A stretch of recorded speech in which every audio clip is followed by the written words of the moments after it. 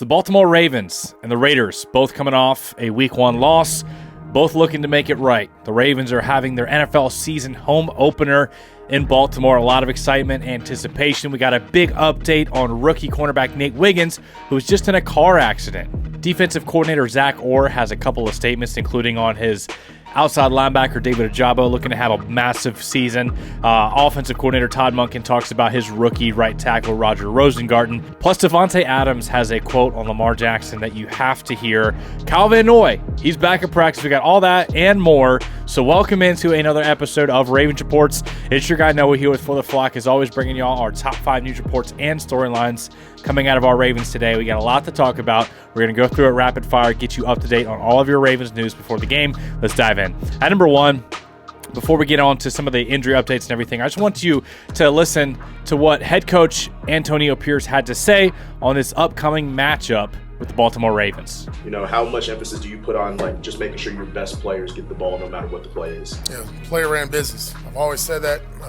Said it the day I took over last year. I mean, we're good when our best players are playing really well, right? With Davante Adams, Jacoby, Big Mike, Brock, Zamir, when our O-line is playing well, and I could go on and on and on. But when those guys are making plays, typically it's a good day for the Raiders.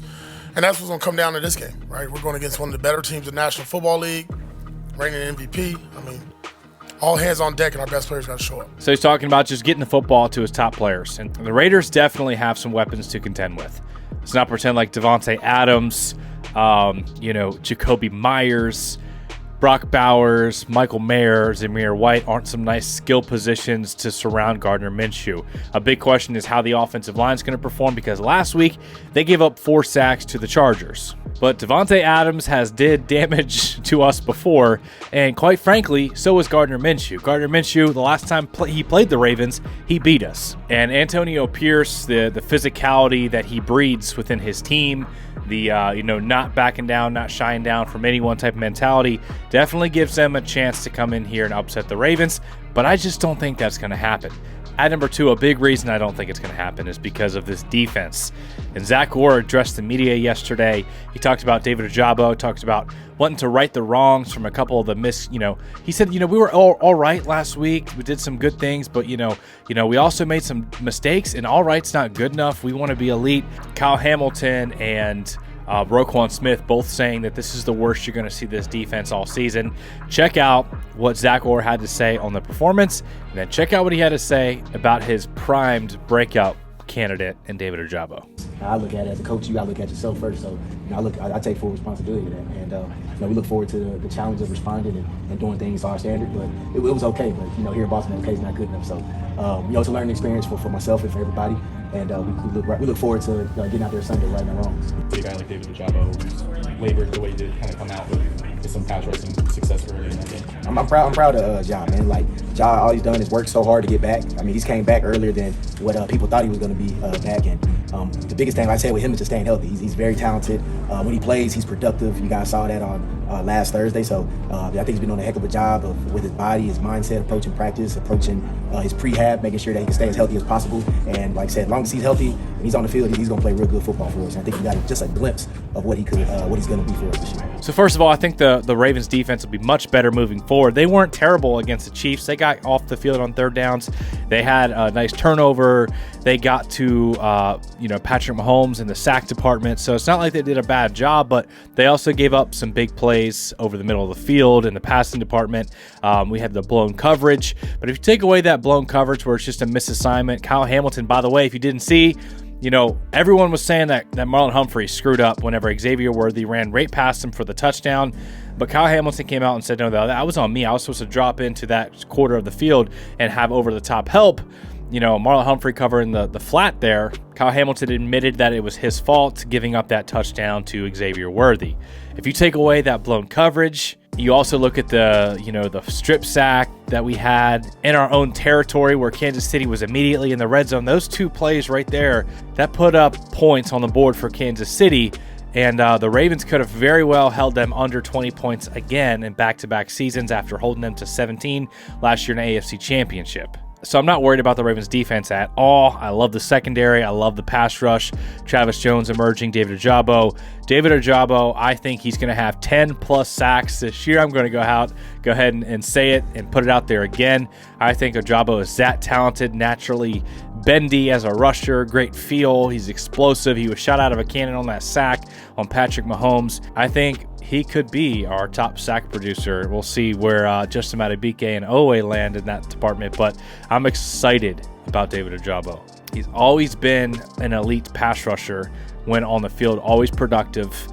First time on the field, gets a strip sack on Joe Burrow, and then last year in the season opener, gets a sack on CJ Stroud, and then goes down with injury. So every time he's on the field, he's just clobbering quarterbacks. It's just about staying healthy.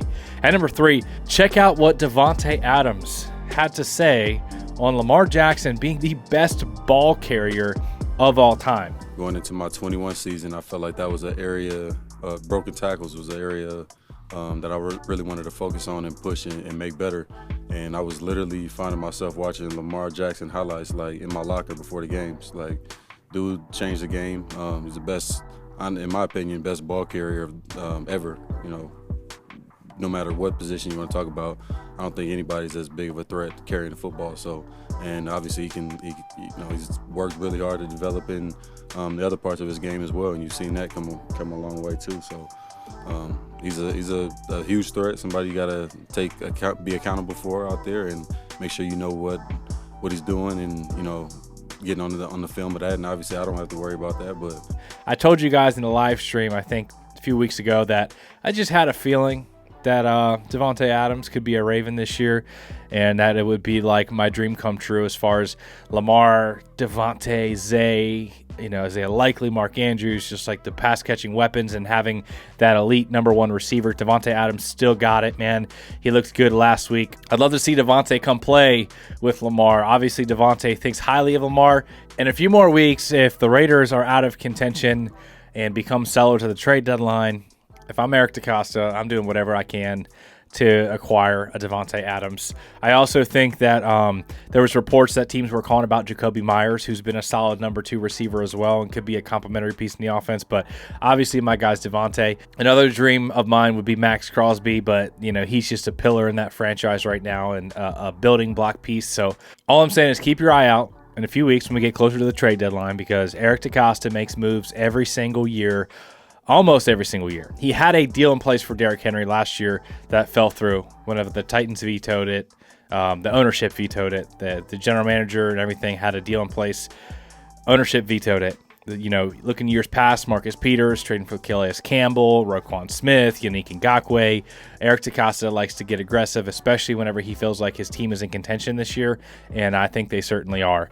At number 4, check out what Todd Monken had to say on right tackle Roger Rosengarten, looking to get him more reps, improving, and not a matter of if he becomes an elite player, but when. I feel like it's part of the process to expose him to some of these elite pass rushers.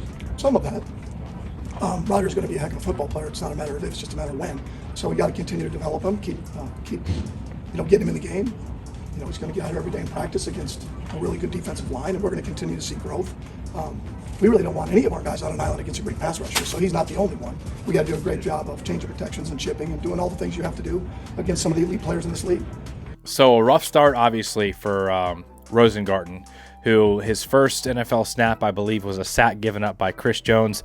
Crossed his face, not a good look. That's part of the reason why we talked about Patrick McCarry getting the start there, just having more experience in big games, on the road in Kansas City, season opener, all that stuff. But the coaching staff and teammates of Rosengarten are all confident that he's going to be a great player, and I'm excited about him developing to be a starting tackle for the Ravens. Whether that ends up being on the right side or the left side long term, I think he's going to be a rock here in Baltimore. At number 5, we got a couple of injury updates, specifically Nate Wiggins, the rookie cornerback, was in a car accident. That's why he hadn't practiced the last few days. However, John Harbaugh says it's not serious, nothing crazy. I think it was a neck thing, nothing like long-term, no IR or anything, but that he probably won't make the game on Sunday versus the Raiders. Just really one thing. Nate was in a car accident a couple days ago.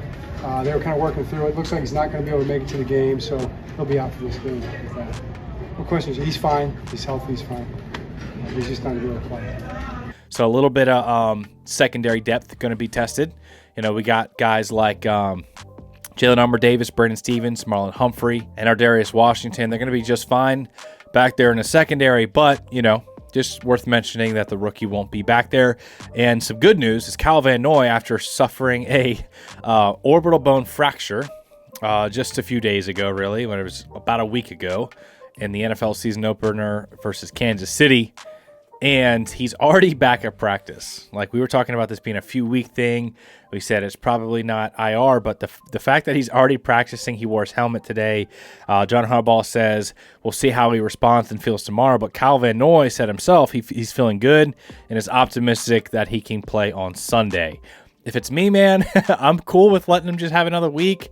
Make sure everything's good. You know, you pain management, everything, because I like the depth we have at outside linebacker right now. But I want to see Ojabo let loose. We got Owe, Malik Harrison, Tavius Robinson that can hold it down. So it's not desperate for him to go out there and play, but I understand that he wants to be out there with his guys. All right, guys, if you enjoyed today's content, make sure to smash the like button. Let me know in the comment section below your score predictions for this game versus the Raiders. Thank y'all for tuning in. I love you guys. I appreciate y'all. We'll be back with some more updates soon. We'll see you in the next video.